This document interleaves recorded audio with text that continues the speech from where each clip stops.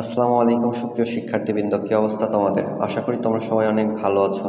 তো তোমরা জানো ইতিমধ্যেই রাজশাহী বিশ্ববিদ্যালয়ের তৃতীয় মেধা তালিকা এবং দ্বিতীয় মাইগ্রেশন প্রকাশ করেছে রাজশাহী বিশ্ববিদ্যালয় কর্তৃপক্ষ। তাহলে এই তৃতীয় মেধা তালিকায় চান্স পেল কারা এবং কত পজিশন পর্যন্ত এবছর সাবজেক্ট পেল তৃতীয় মেধা তালিকায়, এই নিয়ে বিস্তারিত আলোচনা করব এবং রাজশাহী বিশ্ববিদ্যালয়ের এবছরের ভর্তি আপডেট নিয়ে বিস্তারিত আলোচনা করব। সামনের দিকে কত মেরিটে চান্স হতে পারে বা ওয়েটিং থেকে চান্স পাওয়ার সম্ভাবনা কেমন। তো তোমরা যারা ভিডিওটি দেখছো তোমাদের অনুরোধ প্রথম থেকে শেষ পর্যন্ত দেখার জন্য। তো স্বয়ংক্রিয়ভাবে বিভাগ পরিবর্তন বা মাইগ্রেশন ও বিষয়ভিত্তিক তৃতীয় মেধা তালিকা প্রকাশ, এই শিরোনামে এ ইউনিট অর্থাৎ কলা, আইন, সামাজিক বিজ্ঞান ও চারুকলা অনুষদ এবং শিক্ষা ও গবেষণা ইনস্টিটিউটের 2024-25 শিক্ষাবর্ষের প্রথম বর্ষ স্নাতক শ্রেণীর ভর্তি পরীক্ষায় উত্তীর্ণ প্রার্থীদের মধ্যে 16 জুন 2025 থেকে 23 জুন 2025 তারিখের মধ্যে ভর্তিকৃত ছাত্রছাত্রীদের বিষয় পছন্দক্রম ও মেধা স্কোরের ভিত্তিতে স্বয়ংক্রিয়ভাবে বিভাগ পরিবর্তন এর তালিকা প্রকাশ করা হলো। একই সাথে শূন্য আসনগুলোর বিপরীতে বিষয় পছন্দক্রম ও মেধা স্কোরের ভিত্তিতে তৃতীয় মেধা তালিকা প্রকাশ করা হলো। আগামী 30 জুন 2025 ও 1 জুলাই 2025 সকাল 10টা থেকে বিকাল 4টার মধ্যে নির্বাচিত প্রার্থীদেরকে এই ইউনিটের চিফ কোঅর্ডিনেটরের অফিসে অর্থাৎ কলা অনুষদ ডিনস কমপ্লেক্সে উপস্থিত হয়ে সাক্ষাৎকার সহ ভর্তি কার্যক্রম শুরু করতে হবে এবং এই নির্দিষ্ট সময়ের মধ্যে শেষ করতে হবে। নির্ধারিত সময়ের মধ্যে ভর্তি হতে না পারলে এই ইউনিটে তাদের ভর্তি মনোনয়ন চূড়ান্তভাবে বাতিল বলে গণ্য হবে এবং তালিকাভুক্ত প্রার্থীদের এই ইউনিট অফিসে নির্দিষ্ট যে রোল রয়েছে সেই রোলের পাশে উল্লেখিত রোল থেকে রোল পর্যন্ত নির্ধারিত কক্ষে গিয়ে তোমাদের ভর্তি কার্যক্রম সম্পন্ন করতে হবে, সাক্ষাৎকার সম্পন্ন করতে হবে। উল্লেখ্য যে ভর্তি হওয়া ছাত্রছাত্রীদের মেধা স্কোর ও বিষয়ভিত্তিক পছন্দক্রম অনুসারে স্বয়ংক্রিয়ভাবে বিভাগ পরিবর্তন প্রক্রিয়া অব্যাহত থাকবে।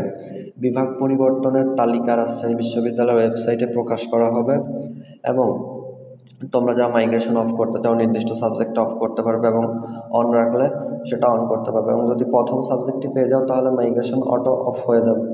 এবং ভর্তির জন্য তোমাদের যা যা লাগবে, তোমাদের A4 সাইজের অফসেট খামে 3 কপি প্রিন্ট মানে তোমাদের ভর্তি ফর্মের প্রিন্ট কপি নিয়ে যেতে হবে এবং সেখানে তোমাদের পরীক্ষার্থীর নাম, বিভাগের নাম, রোল নম্বর লিখে কলা ভবনের অনুষদে জমা দিতে হবে এবং অনলাইনে ফর্ম পূরণ করতে হবে। তারপর সাক্ষাৎকারে তোমাদের সনদগুলো দেখাতে হবে। সব কিছু শেষ হলে তোমরা ফাইনালি ভর্তির জন্য তোমাদের পেপারসগুলো জমা দিয়ে আসবে। তো এখন আসি যে রাজশাহী বিশ্ববিদ্যালয়ের তৃতীয় মেরিটে কত পজিশন থেকে চান্স পেল। আমরা যদি তৃতীয় মেরিট লিস্টের দিকে ফলো করি তাহলে এখানে 1464 পজিশন থেকে অ্যানথ্রোপোলজি পেয়েছে, এটি কমার্স কোটার জন্য পেয়েছে। তো তারপরে আমরা যদি দেখি এখানে 3902 পজিশন থেকে উর্দু সাবজেক্টটি পেয়েছে।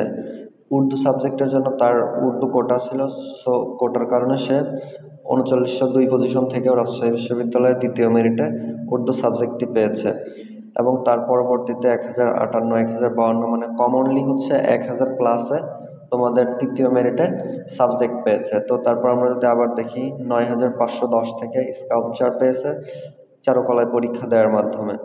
তো তারপর আবার 3947 থেকে পার্সিয়ান ল্যাঙ্গুয়েজ অ্যান্ড লিটারেচার পেয়েছে PLL কোটা থেকে, অর্থাৎ পূর্ববর্তী যেখানে সে পড়াশোনা করতো তখন তার এই সাবজেক্টটি ছিল, সেজন্য সে পেয়েছে। এবং অ্যারাবিক পেয়েছে 3402 পজিশন থেকে, কারণ সে মাদ্রাসা ব্যাকগ্রাউন্ডের স্টুডেন্ট অথবা তার ইন্টারমিডিয়েটে অ্যারাবিক সাবজেক্টে ছিল। তো এভাবে যদি আমরা লক্ষ্য করি তাহলে টপ পজিশন ওইটাই। তারপরে এমনিতে রেগুলারলি 1000 থেকে 1105-6 পর্যন্ত সাবজেক্ট পেয়েছে তৃতীয় মেধা তালিকায় এবং যাদের অ্যারাবিক কোটা বা অন্যান্য যে কোটা রয়েছে সেই কোটার কারণে তারা সাবজেক্ট পেয়েছে সেটি সম্পূর্ণই আলাদা বিষয়। তো মোটামুটি লিটারেলি 1080-90 বা 1100 এই পর্যন্তই এবছর সাবজেক্ট পেয়েছে তৃতীয় মেধা তালিকায়। এখন কথা হচ্ছে যে তৃতীয় মেধা তালিকায় 1000 বা 1100 পর্যন্ত সাবজেক্ট পেয়েছে, তাহলে টোটাল কতগুলো মেরিট দেবে এবং কত পর্যন্ত শেষ অবধি আমরা সাবজেক্ট পাবো। তো আমরা যদি বিগত বছরগুলোর কথা চিন্তা করি, বিগত বছরগুলোতে রাজশাহী বিশ্ববিদ্যালয়ের এই ইউনিটে মেধা তালিকা প্রকাশিত হয়েছে 7 থেকে 8টি।